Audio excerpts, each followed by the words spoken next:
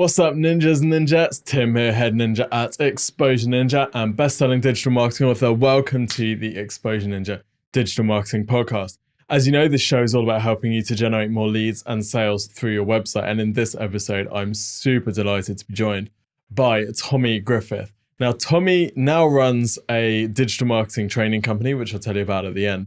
But the reason I wanted to bring Tommy on the show is that he's been SEO manager at PayPal and Airbnb. So I wanted to bring him on to ask him about what it's like working in SEO at those sorts of companies. He's got some really great stories about what happened at Airbnb, a whole bunch of stuff that he'd learned, the eternal conflicts that we all face between SEO and user experience and design, and how they kind of manage that relationship, or how he kind of was managed by the designers. Really interesting. And there's actually quite a lot that's relevant for smaller businesses as well, talking about the importance of user experience and not just sacrificing everything for SEO. So really enjoyed this interview. Tommy's a great guy as well. And while I've got you, I'd like to tell you a little bit about the Exposure Ninja YouTube channel. You can watch all of these podcast episodes. We film them as videos on the YouTube channel. Just go to youtube.com/Exposure Ninja. We also upload a whole bunch of other digital marketing videos there as well. So some behind the scenes stuff, also showing you how to do things like create a marketing strategy, how to tell why your website isn't working, which is quite a common one. Loads of videos that we upload every week, usually. So definitely check that out. There's some really good stuff on there. So that's youtube.com/Exposure Ninja. Anyway, without further ado, enjoy the show with Tommy Griffith, previously of Airbnb and PayPal.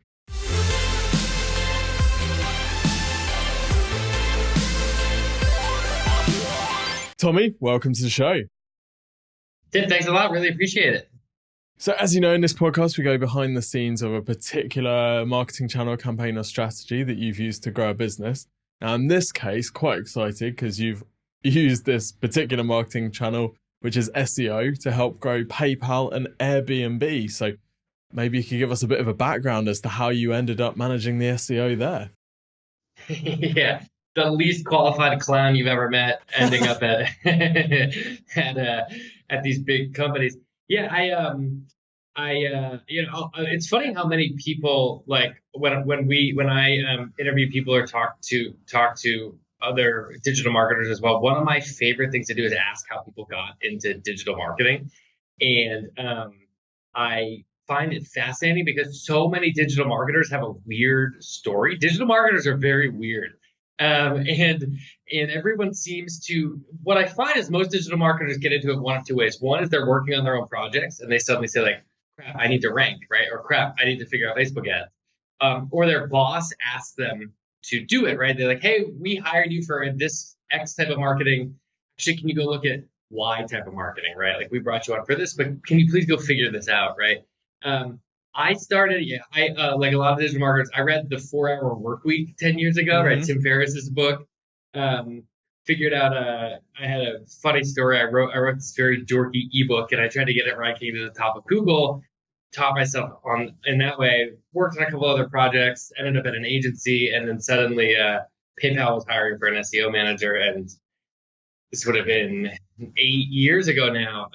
I joined kind of entry level, 24 years old, managing search engine optimization at one of the biggest websites in the world. It's pretty crazy. How cool was it on a scale of 1 to 10? PayPal was not cool. Okay, 0. PayPal was very, very boring company, and the type of stuff that they needed. Enterprise SEO is incredibly boring, right? Like, it's a lot of. My favorite example is the fact that Google has an SEO team, right? This tells you everything, right? Because enterprise SEO is getting lots of groups to realize that they shouldn't no index stuff, right? Like, it's a really, like, you hire someone to be responsible and to be like yelled at when things kind of break, and like who like has to pull people aside and be like, this is going to drop revenue 20% if you push it out. Like, that's a lot of what it is, right? At PayPal, it was especially that way because it's just a boring, slow. Look, I don't want to talk too much crap about my former corporate overlords, but it's just like a boring bank, kind of a bank, right? And so a lot of it was, making people realize that that particular change would really hurt the business. And here's other things we can do to expand to new markets, stuff like that. So how did you move from PayPal to then Airbnb? Yeah. So managed search engine optimization for 2 years at PayPal, and then Airbnb was kind of right place, right time. It was actually a funny story. I worked there for 4 years, but it took a very long time to get that job. I applied 3 times and kept getting rejected over and over and over again, and just took an absolute beating. But I love the company. I love the everything about it. And eventually they were like, "Can you please stop calling us? Fine, you can work here." It's basically it's basically how it worked. But it was amazing. I mean, I couldn't. I run my own business now, but I would not change that experience for the world. I mean, it was just such an incredible time to be there. We got to work on really interesting things. There was one point where I was at Airbnb, it was just me on the SEO team. By the time I left, there's 12 people. It grew a lot. Every single year, the business doubled.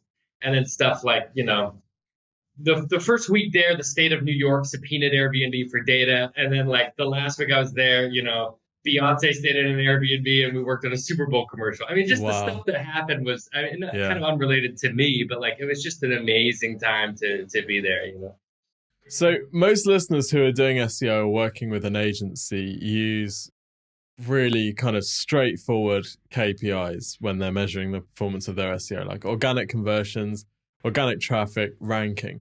For something like Airbnb, where there are so many variables, such huge branded traffic, and then all of this other stuff like Beyonce and stuff going on at the same time, what KPIs were you working towards? How did people know if you were doing a good job?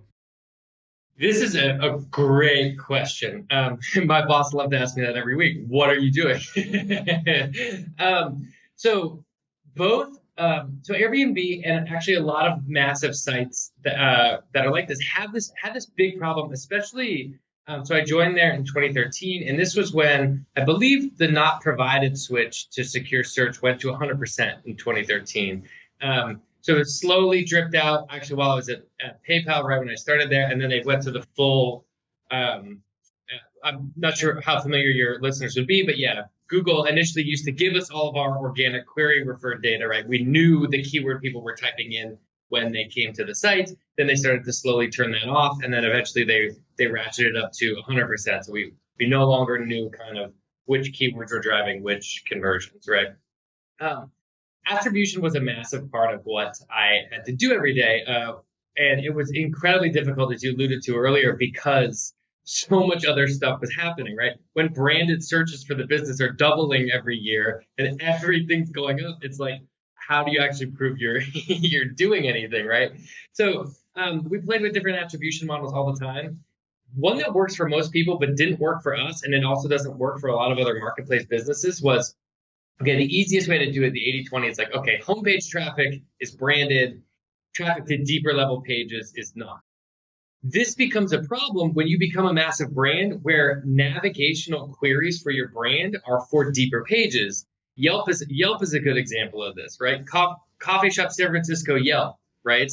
TripAdvisor is a good example of this, right? TripAdvisor London, right? So this is a branded search that takes you to a deeper page. Airbnb was the exact same way. Airbnb San Francisco, that's a branded search. The SEO team should not get credit for that, but that traffic is going into your deeper pages, right? So it's incredibly difficult to figure this stuff out. The way we ended up working on attribution and proving stuff out was with an experiment framework. And we actually worked a lot. Pinterest was kind of the first ones to, I'm sure other people did this. Pinterest did a really good job of publishing this on their engineering blog.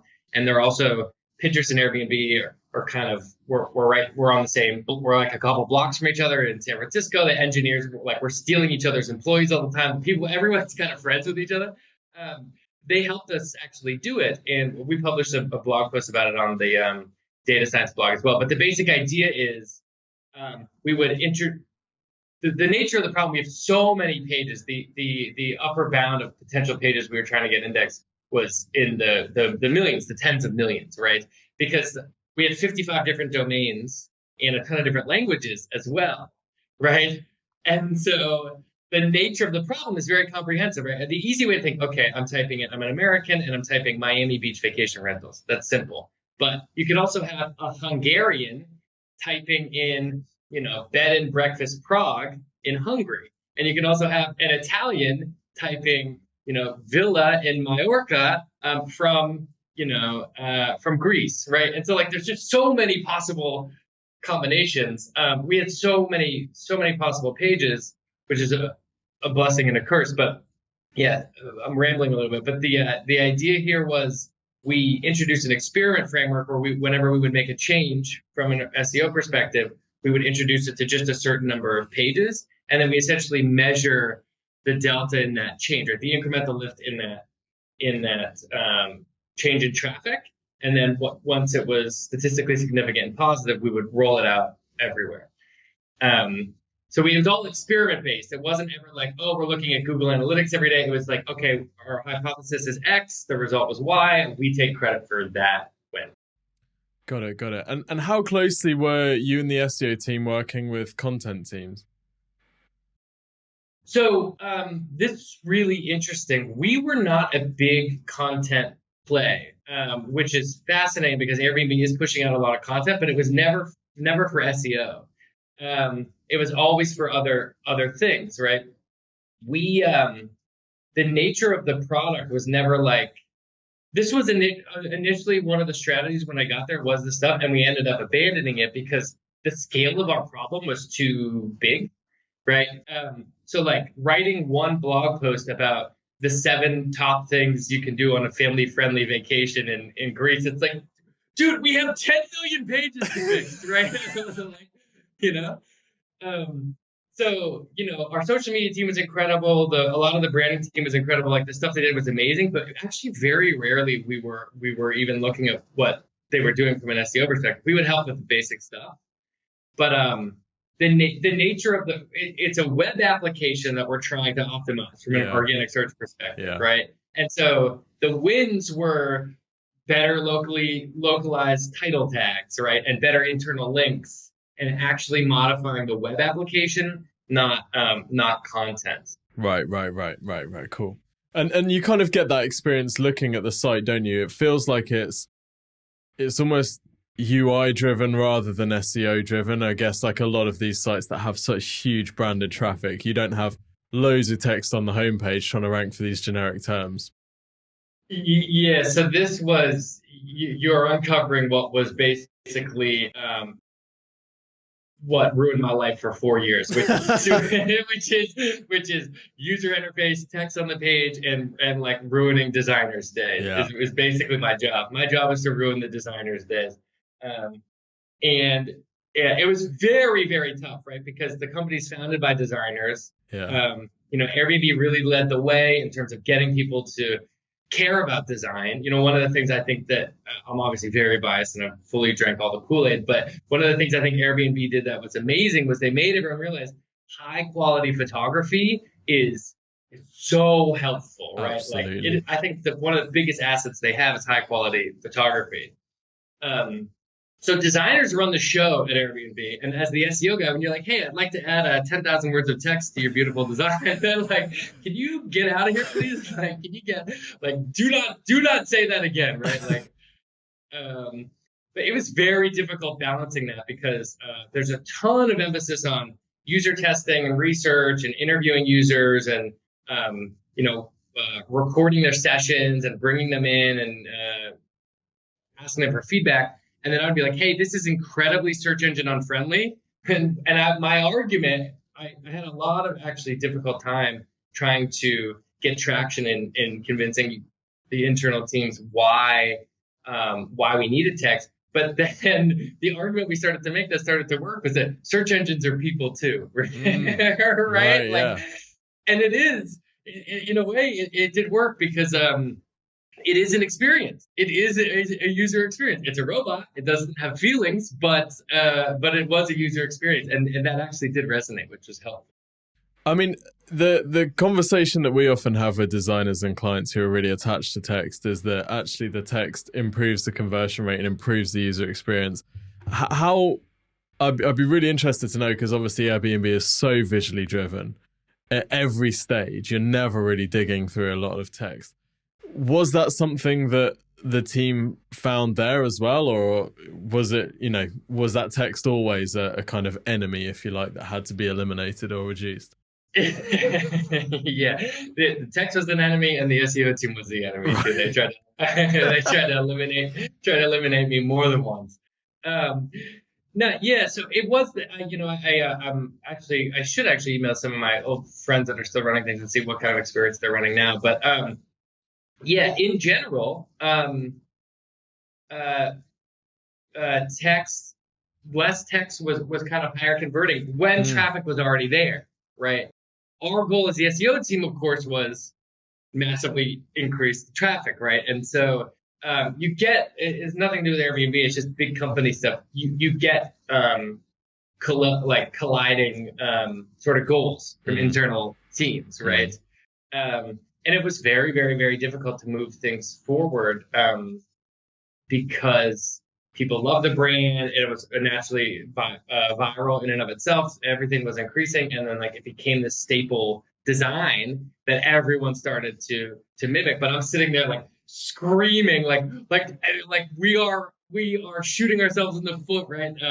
But it kind of, the message got watered down because every other aspect of the business was growing so much. Everyone came around to it, and we started to do things that made it work. So now they're doing a bunch of experiments around. They have mouse over stuff and show more buttons and kind of the info boxes that a lot of people are playing with now. I've seen TripAdvisor do this. I've seen I think Thumbtack does this pretty well as well. But the kind of marketplace sort of web application where you want to balance a light looking design with enough text for search engines to understand. I mean, it'll probably go on forever. Like, everybody's dealing with this, right? No one wants to stuff the footer with content, and they want to keep the nice design, but at the end of the day, search engines need enough copy to figure out what's going on, right? That's the problem. I mean, do you think that'll ever change? Because the UI people will always say that Google's looking at how people are using the site and, repeat traffic and branded traffic, and that stuff will start to play in more than just looking at text on a page. Do you think that's always going to be the way? We're always going to have this battle? I would love it if they could figure it out, but I don't see it changing anytime soon, right? I mean, it's just purely, if I'm trying to get into the head of a search quality engineer, it's got to be significantly easier from a document relevancy perspective to suck up the document and parse out what's going on via text, right?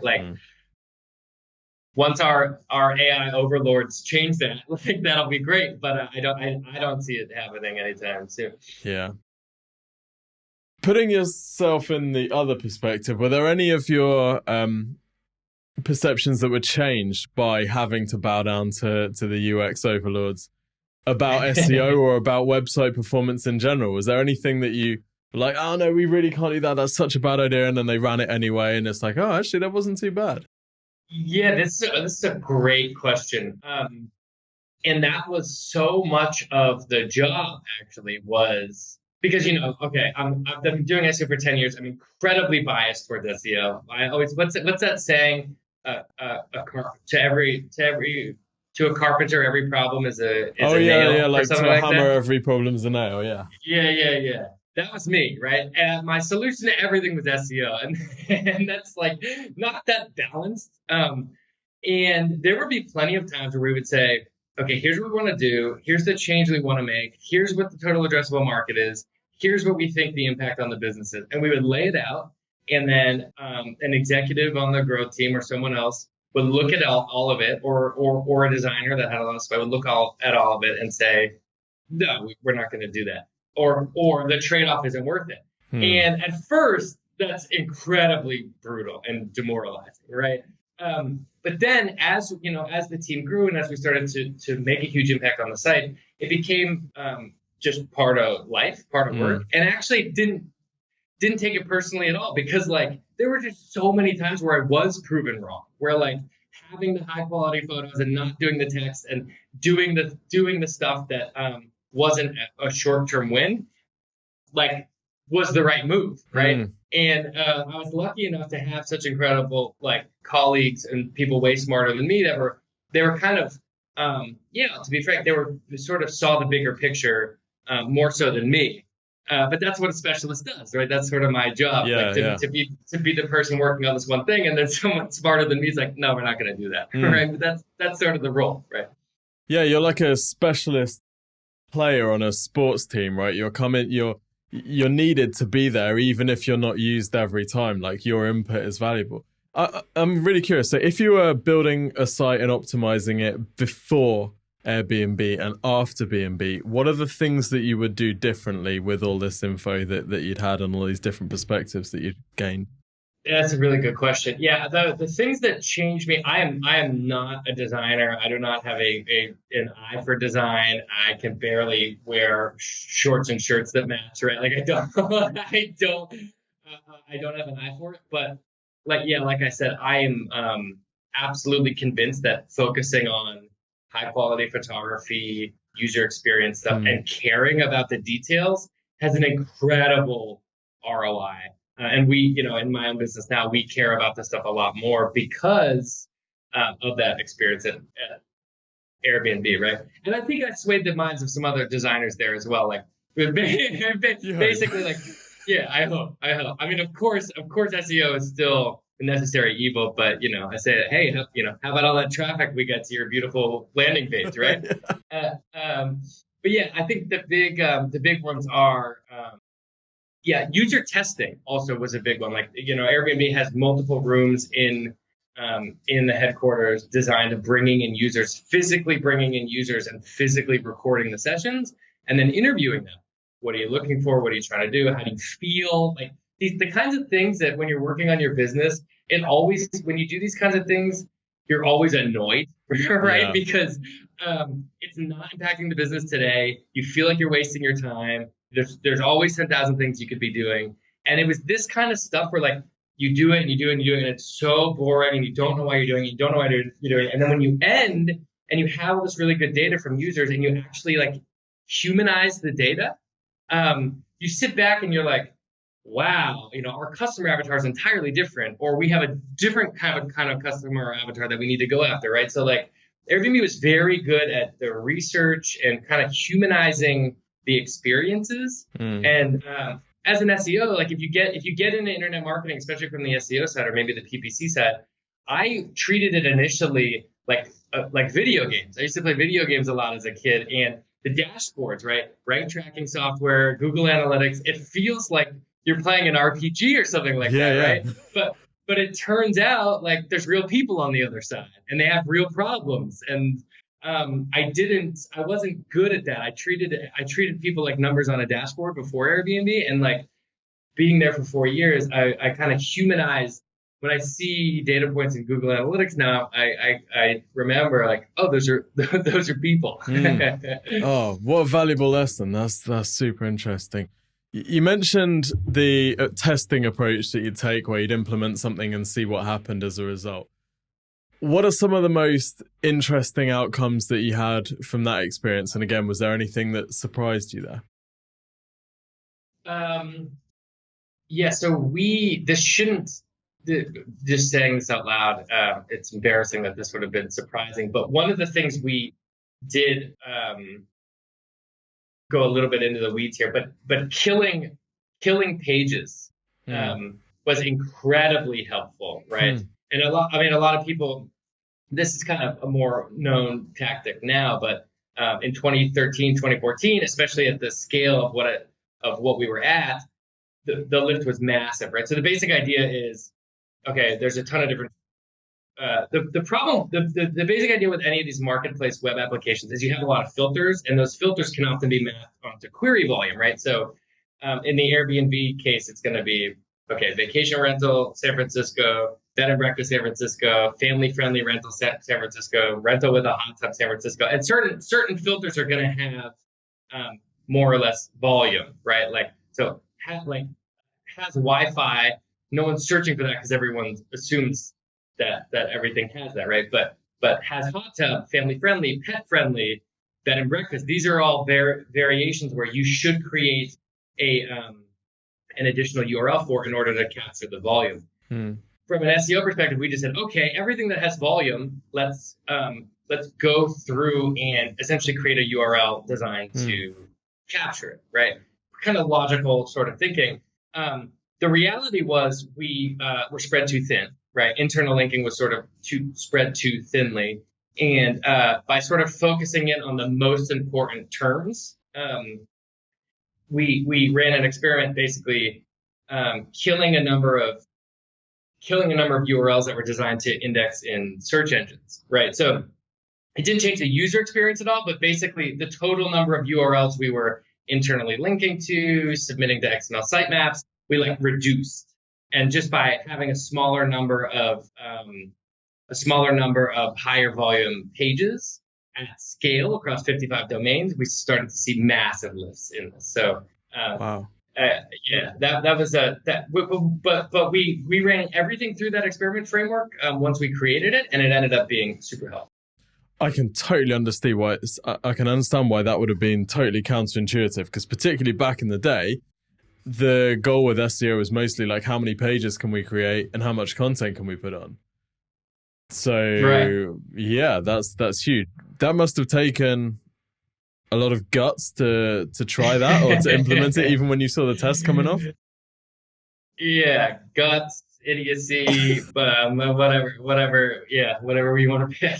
but it ended up working. Yeah, which is good. And yeah, you bring up a good point, because this was sort of the era of the door, the doorway pages and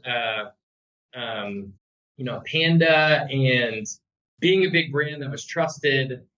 And so you kind of did get the benefit of the doubt, but you didn't want to push it too much, right? A lot of people were balancing this. When you do it's just very different experience than content marketing, because like I said before, it's a web application, and the total addressable number of pages is any city and all of the accommodation variations in that city in every language.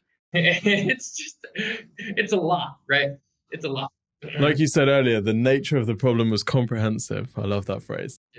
I want to ask you about a kind of newer school SEO strategy, which, well, it's kind of been around a little while now, but HubSpot's thing about casting a wide net with lots of really informational search terms, driving people through to ebook downloads and that type of thing, which seems like it's massively at odds with PayPal's strategy, and that doesn't seem like something that they'd ever be into. It seems maybe slightly closer to Airbnb's, but again, I'm not sure it's something that they'd focus on.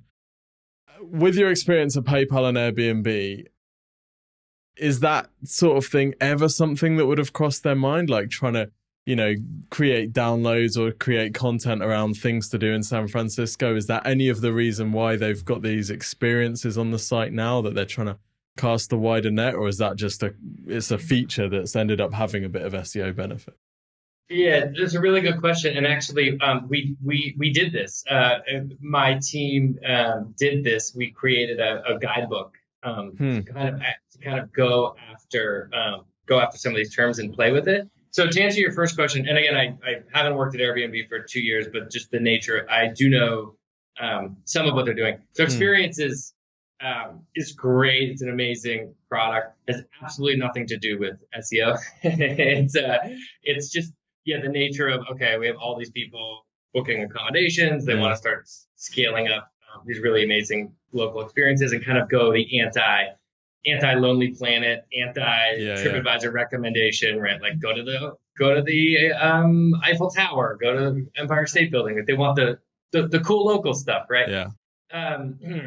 But we did some of this and decided to not invest in it any further. It was a hackathon project initially. We made it was really cool.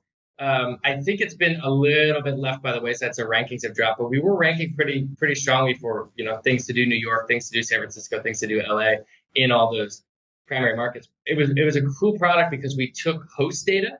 So Airbnb hosts often make guidebooks for their users. And for a hackathon, we aggregated all of it, cleaned it up, and basically said, okay, the number one thing that Airbnb hosts recommend are this and this. And it was always like cool hipster restaurants and things like that. And, That's sick.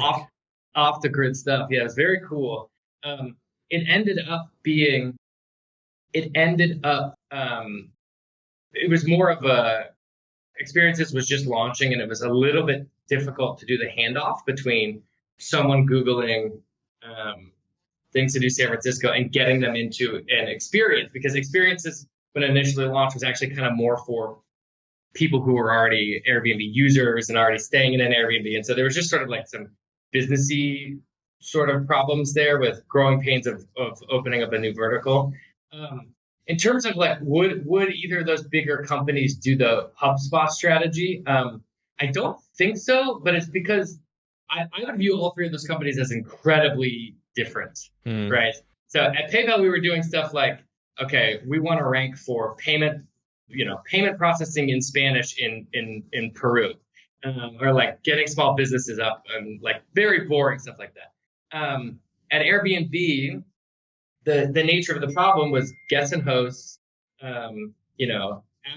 average booking, average customer lifetime, not customer lifetime value, but average booking of maybe $100, and it's very travel oriented, right?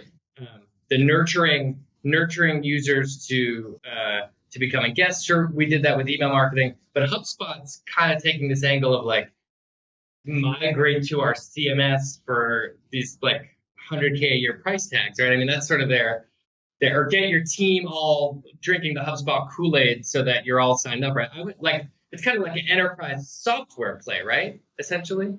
Yeah, sure. But the kind of the whole strategy that they push and suggest and they've built the business around is these really informational searches, trying to kind of then softly convert people into users at some point down the line. And I don't know, I've got some skepticism around the kind of commercial viability of that long term. I was just interested to see what your take is with these obviously very ruthlessly commercial enterprises. Interesting. Yeah, I don't think Airbnb or PayPal would take that strategy. It would be much more bottom funnel, again, because of the nature of the problem was just bigger, that it was just more advantageous to rank for name of city accommodation type. Because right. What do you think? Like, you just sort of alluded to it a little bit, but you think you question that strategy? Yeah, I don't know. I mean, the equivalent for someone like Airbnb would be to get people to download a guidebook on the best things to do and then hopefully kind of push them through email marketing into a booking. But I don't know, maybe if, like you say, maybe if commercial search volume is pretty low, then they have to go for that top of funnel. I guess with Airbnb and PayPal, the commercial volume is so high that you can just pick up that bottom of funnel stuff and the graph's just going to go like that, isn't it, for revenue? So you don't need to worry about it too much. Tommy, what are you working on now? Obviously, you're not at Airbnb anymore. You're making some digital marketing courses and helping people out, aren't you? So tell me a bit about that. Yeah, so I run a digital marketing training course called ClickMinded. ClickMinded actually started at PayPal and Airbnb. Anyone who's listening that's done like the big digital marketing team in a big company knows that you get bothered a lot for a lot of stuff. And one of the things I did was like kind of make an internal training, not because I'm a nice guy, but mostly because I wanted people to stop bothering me. Right? Like, I remember actually there's an internal document for tracking it at Airbnb. The marketing team said, in order to create a conversion event in Google Analytics, you need to, and there's supposed to be a checklist, and the checklist just said email Tommy. And I was like, God damn it! like, the SOP, the internal checklist was to bother me, right? Amazing. And so, so I was working on it as a side project, helping to train startups on the weekends, just for fun in San Francisco. And then I turned it into an online course, was working on the online course for a while I was there. And it got to a point where it started generating more than my salary at Airbnb, which was which is amazing. And now, yeah, I'm full time on it. We expanded from just SEO to 7 different courses.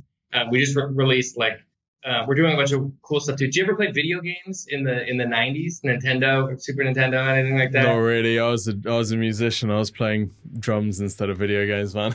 Oh man, you were cool. I was nerding out on Nintendo like you were playing while you were in a band. Damn. I don't know. I think computer games are a lot cooler than drumming these days. Maybe. You're playing the long game. Anyway, anyways, we launched these like strategy guides that are based on like old school Nintendo, Super Nintendo guides. We're doing like a bunch of dorky fun stuff around digital marketing now, so it's been a lot of fun. Cool. And where can people find out about that and follow you? Yeah, clickminded.com, and on Twitter I'm at Tommy Griffith. Sweet. We'll link it up in the show notes. Thank you so much for joining us, Tommy. It's been absolutely fascinating to dig inside and so reassuring to hear that it's not easy the further up the food chain you go. Yeah. When you're in digital marketing, even at the highest levels, you're basically in the business of getting punched in the face every day. So keep that in mind. That's something that everyone listening is going to be able to relate to. Thank you so much, Tommy. Really enjoyed this. Really appreciate it. Thanks a lot.